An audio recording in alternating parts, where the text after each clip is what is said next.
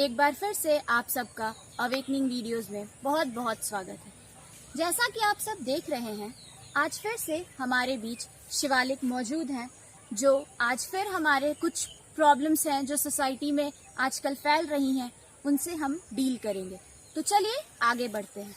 Good evening Shivalik. Good evening. I hope you are doing well. Yes, सब कुछ सही है, बिल्कुल सही है। तो शिवालिक, चलिए आज का एपिसोड हम शुरू करते हैं। और आज कुछ एक सवाल है जो मेरे मन में बहुत दिनों से ये चीज़ दौड़ रही है। मुझे ऐसा लगता है कि आज हमें हमारे जनरेशन्स या आजकल के बच्चों जो हैं, आजकल के जनरेशन्स जो हैं, इन बच्चों के बारे में कुछ बात करनी चाहिए, जैसे कि इनके बिहेवियर्स के बारे में। जैसा देखा जा रहा है शिवालिक, आजकल के बच्चों का बिहेवियर काफ़ी चेंज हो चुका है। In fact they are totally aggressed and their behaviors are totally changed towards their parents and their grandparents. Don't you think so? So I want to know, ऐसा क्यों हो रहा है? ये जो सवाल जो आपने पूछा, ये बहुत महत्वपूर्ण सवाल है, बहुत इम्पोर्टेंट सवाल है आजकल के जनरेशन्स और आजकल के समय के लिए। क्योंकि इस सवाल को अगर हम लोग डीपली देखते हैं तो ये किसी एक घर की बात नहीं है। ये आजकल के ज़माने में ओवरऑल सोसाइटी, प्रत्येक घर के अंदर ऐसी सिचुएशंस, ऐसी problem parents, grand parents, colleagues जो भी हो उन्हें फेस हो रहा है। एंड मेनली जो आपने बोला, it's only because of the behaviour. But I let you know, जो बिहेवियर के बारे में आपने बोला is actually not at all wrong, because I tell you something and उस चीज से आप कोरिलेट करना। जैसे बिहेवियर रॉन्ग है या राइट है, या एनीथिंग रॉन्ग है या राइट है, if it has to be decided, we need to have some basic rules for deciding that. Without any judgemental rule, can you judgement any of the particular situation? No. अगर आप किसी बच्चे का progress report भी देखते हैं तो उस प्रोग्रेस रिपोर्ट में भी there are some criterias. Based on that criteria actually the progress report is been decided. So first of all, we need to categorize that which all the criteria has to be there in order to decide whether the behavior is wrong or right. For example, if you are wearing a brown goggles, do you think that you will be able to see the beautiful white sun in front of your eyes? No, totally not. क्योंकि जब आपने brown पहना, Yes. तो for sure brown ही आपको दिखेगा। Yes, everything. Everything. तो you need to have a generalised rules. Based on that you will be able to find whether this particular aspect, situation, behavior is right or wrong. Yes, totally. So we will first see over here which all there can be a rules which will be defining that. For example, अगर आप in fact जो आपने question पूछा, behaviour, अगर इसको जैसे नमकीन होती है, मिर्चे होते हैं, जो चिली होती है, they are very chillish, no, मतलब तीखा होता है। सो वी कैन से कि if we take an example of two seeds, I will be telling you, narrating one story. If we will be taking an example of two seeds, and in that two seeds, one is of mango seed and another one is chili seed. When at the starting initial period, at the initial period you have two seeds, they'll be absolutely neutral. If you eat a seed of a mango and if you eat a seed of a chili, you will not find much difference. Yes. थोड़ा तीतापन जो है, नमकीन जो है या मीठापन जो है, वो दोनों में होंगे। दोनों में। ठीक है। अब जब उस सीड को आप जब धरती में डालोगे, रोपोगे, सो करोगे, वाटरिंग करोगे, एंड उसके बाद जो फल होगा, तो जो मिर्चा वाला सीड है उसका क्या कभी भी फल मीठा हो सकता है? नहीं। और आम का जो सीड है क्या उसका फल कभी भी तीता नमकीन हो सकता है, कड़वा हो सकता है? नहीं। नहीं। उसका आम जो है मीठा ही होगा। हाँ, मतलब उसकी जो बिल्कुल। परवरिश हुई है, उसकी जो अपब्रिंगिंग हुई है सीड्स की, उसको लाने की, यहाँ पे जो इस कहानी का जो मेन मोटिव है जिसको आप अपने जीवन से कोरिलेट कर सकते हैं, ये जो पर्टिकुलर सीड है, ये सीड्स जो है हमारे बच्चे की इनिशियल पीरियड्स है। एंड इनिशियल पीरियड से जब आप उसको बड़े करते हो, अपब्रिंगिंग करते हो, ये पर्टिकुलर चीज उनकी अपब्रिंगिंग प्रोसेस है। यस। जो चिली की जो सीड है उसकी जो अपब्रिंगिंग प्रोसेस है वो एक अलग है, बिल्कुल ही डिफरेंट है। एंड मैंगो वाली जो है बिल्कुल डिफरेंट है। सो अब बताइए, अब इस एग्जाम्पल से हम लोग रियल लाइफ सिचुएशन में देखते हैं। हाँ, जैसे चिली एक boy, suppose one boy to be a chilli and one boy to be a mango. अगर इस चिली वाले का अपब्रिंगिंग जो है, अनोइंग, एंग्रीनेस, एग्रेसिवनेस, अगर इस पर्टिकुलर चीज को देखते हुए अगर वो बड़ा हुआ है, तो क्या वो कभी भी मीठा होगा? नहीं, जाहिर सी बात है कि वो बिटर ही हो। बिटर ही होगा। हम्म, और बिल्कुल। सेकंड चीज, अगर ये आम है, suppose one boy to be a mango seed, अभी जब वो अपराइज कर रहा है, वो sweet, love, beautiful nature, beautiful behaviour of their mom, dad, grand parents, uncle and whosoever is around them, अगर वो ब्यूटीफुल नेचर से बढ़ रहा है, तो क्या कभी भी वो खटास होगा? No. No. So the behavior in the present scenario which we are talking about is the behavior that we have inculcated in our child from their birth. क्योंकि कोई बच्चा अचानक से खड़ा होकर के अपने मॉम को, डैड को, माता को, पिता को, दादा को, दादी को अचानक से अच्छी बातें या बुरी बातें नहीं बोलता है। नहीं, बिल्कुल। उसकी संस्कार वो बचपन से ऊपर आती है, परवरिश नजर आती परवरिश होती है।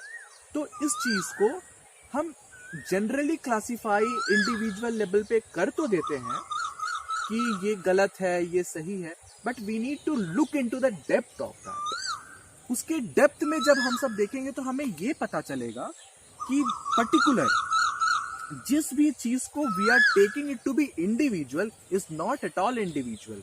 We are having some general categories. उस कैटेगरी में we need to check and we need to, if you feel that your boy is behaving very much badly to you, then you need to check कि कैसे परवरिश आपने की। है।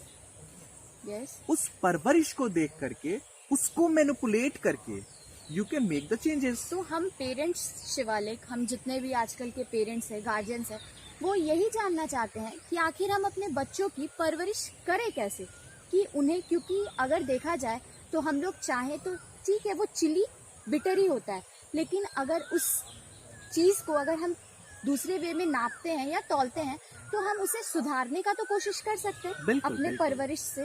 वो chilli तो एक सीड है, वो नॉन लिविंग थिंग की कैटेगरी में ही हम लोग देख सकते हैं, बट हम लोग एक लिविंग थिंग है, और हम लोग लिविंग थिंग है तो हम लोग तो अपने परवरिश को बना सकते हैं और बदल सकते हैं अपने बच्चों को आगे बढ़ने के लिए। बिल्कुल, बिल्कुल। तो हम पेरेंट्स के मन में यही सवाल बनता है कि आखिर हम अपने बच्चों का बिल्कुल, फ्यूचर ब्राइट बिल्कुल, आप करने के लिए मेनली ये पूछना चाह कि रहे हैं हम कि उनकी परवरिश कैसे करें। करेक्ट, परवरिश कैसे करें। यस। ये क्वेश्चन जो है वर्ल्ड वाइड बहुत इम्पोर्टेंट है। And the difference between the two questions, सबसे बड़ा डिफरेंस है, the first question is been discussed all around the world in each and every house, and the first question was just like the fruits, yes. but everyone forget कि जब तक roots will not be right, हाँ, you will not be getting the fruits that will be perfectly proper, no? That's what. So but जो second question जो आपने पूछा कि according to basement, जो पर्टिकुलर बेस से लेकर के we will be discussing, second question is the important question. And इस क्वेश्चन की खास बात यह है कि ये क्वेश्चन किसी भी घर में डिस्कस नहीं किया जाता है। Yes. And this question is a root of this particular situation.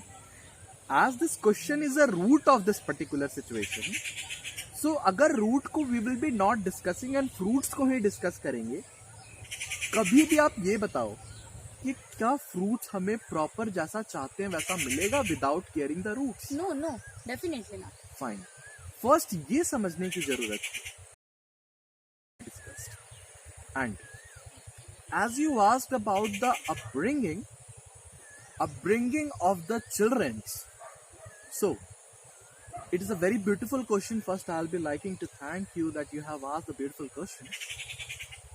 And upbringing जो होता है is actually a mutual understanding between the parents as well as the children. The mutual understanding between the parents as well as the children is actually a internal feeling, exchange of internal feelings. If और आजकल मैं ये आपको पहले बता देता हूं, आजकल होता क्या है, जो पेरेंट्स हैं वो पेरेंट्स अपने बच्चे को बहुत बच्चा समझ करके रखते हैं।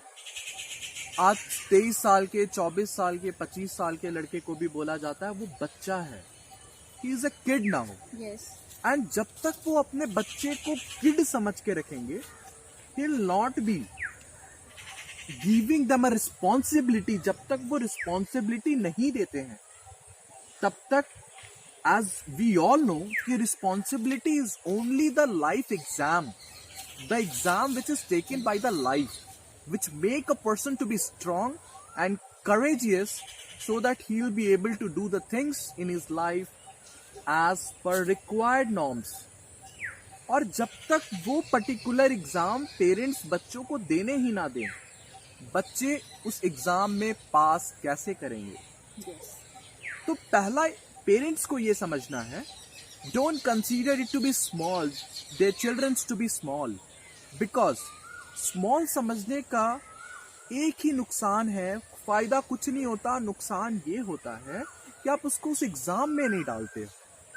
Fine, first thing. और जब आप उसको बच्चा नहीं समझते हो, स्मॉल नहीं समझते हो, then think him to be a individual. उसको पूरी की पूरी अंदरूनी नहीं झोंक देना है किसी भी प्रॉब्लम में, उसको थोड़ा थोड़ा गाइड करिए, क्योंकि हर एक फैमिली में आप देखोगे जो डिफरेंट सिचुएशंस होते हैं, हर एक सिचुएशंस में कुछ ना कुछ मोरल वैल्यू जरूर मिलता है। बिल्कुल बिल्कुल। तो पेरेंट्स हैज टू डू, कोई भी सिचुएशन घर में होता है, किसी भी तरह की प्रॉब्लम होती है, don't hide that problem with your child, just show them, make them responsible, make them to stand into the problem. और वही पेरेंट्स नहीं करते हैं। अगर पेरेंट्स अपने आप को उस प्रॉब्लम में आगे खड़ा करते हैं, बच्चे को पूरी तरह से ढक लेते हैं, तो आप ये बताओ, जब you will not be there at the house or you will not be along with your children, अगर उसके पास that same problem फिर से आता है, उस समय what he will do? He will not able to solve that problem. He will not able. और जब वो अपनी लाइफ के एग्जाम में फेल हो जाता, आजकल आप देख रहे हैं, this is a life proof. Yes, अगर आज कोई बच्चा अपने लाइफ के एग्जाम में फेल करता है, he directly thinks to suicide. और that's why रिस्पॉन्सिबिलिटी नहीं होने के कारण सुसाइड रेट जो है बढ़ चुकी है पूरे तरीके वो पूरी तरह से बढ़ चुकी है। Yes. और इसमें उन बच्चों की गलती नहीं है, क्योंकि उन बच्चों को उस तरह की परवरिश मिली नहीं, उस बच्चे में वो रिस्पॉन्सिबिलिटी फेस करने की पावर आई नहीं।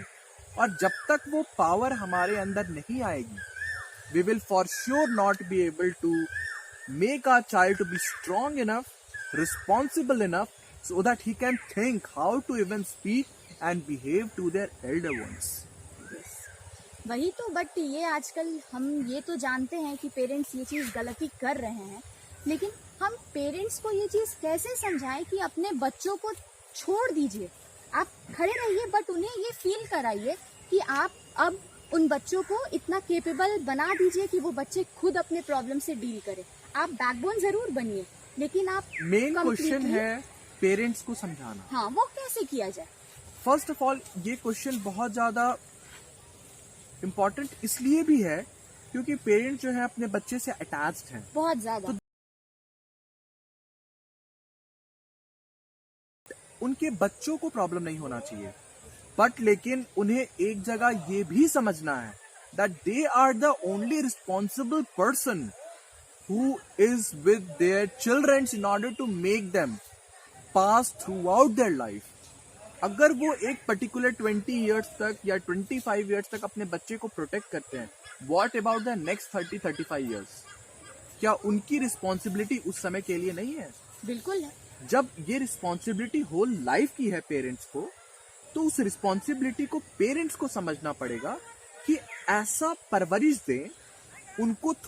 जरूरी नहीं है सारे प्रॉब्लम शो करो, कुछ प्रॉब्लम शो करो, so that their base of responsibility become strong, so that the base of responsibility become strong, और बेस ऑफ रिस्पॉन्सिबिलिटी स्ट्रॉन्ग होने के कारण they will actually be able to live their life और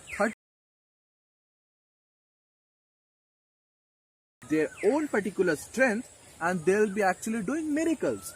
And मैं last में ये भी बताना चाहूंगा, अगर कोई बच्चा अगर 25 साल के बाद या 30 साल के बाद अपने लाइफ को नहीं संभाल पाता है, yes. तो स्टार्टिंग में पेरेंट्स तो उसे बचाए, बट उस समय अगर वो नहीं संभाल पाता है तो द सेम पेरेंट्स उतना ही ज्यादा अपसेट भी हो जाएंगे। तो उन्हें बैलेंस मेंटेन करके चलना पड़ेगा, and they have to think that they are the only responsible person. Yes. उन्हीं को डिसाइड करना है। Totally I agree, totally. बहुत बहुत शुक्रिया शिवालिक, अपने इतने प्यारे प्यारे थॉट्स और इतने प्यारे सॉल्यूशन हमें देने के लिए। Thank you sister. और आई होप कि आजकल के पेरेंट्स को उनका ये जवाब मिल गया होगा, उन्हें ये सॉल्यूशन मिल गया होगा कि हमें अपनी बच्ची की अपब्रिंगिंग कैसे करनी चाहिए। तो अब फिर हम कल मिलेंगे। आज मैं आप सबसे इजाजत चाहती हूँ, कल फिर मिलेंगे नए अवेकनिंग वीडियोस के साथ। Thank you so much.